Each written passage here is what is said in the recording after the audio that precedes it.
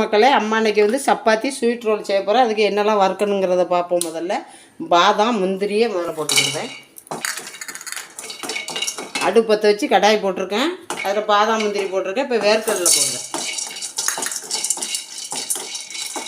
இப்போ அது வறுத்துருச்சு. இப்போ வந்து 2 ஏலக்காயும் ஒரு 2 ஸ்பூன் வெள்ளை எள்ளும் போட்டுக்கிடுவேன். அது கூட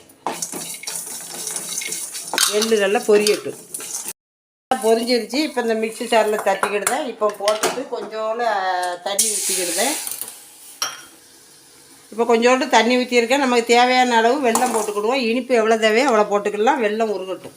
கரைஞ்சிருச்சு. இப்போ இந்த தேங்காய் பூ போட்டுக்கிடுதேன். இப்போ வந்து முந்திரி பாதாம் அரைச்சதை போட்டுக்கிடுதேன், பொடிச்சதை. இப்போ இந்த முந்திரி திராட்சையை போட்டுக்கிடுதேன். இப்போ வந்து கொஞ்சோண்டு உப்பு இந்த மாதிரி பூர்ணை வச்சு ரோல் பண்ணிக்கிடுவோம். இந்த மாதிரி ரோல் பண்ணி எண்ணெயில் போட்டுக்கிடுவோம். வெந்துருச்சு, எடுத்துக்கலாம். Chapati sweet roll ready.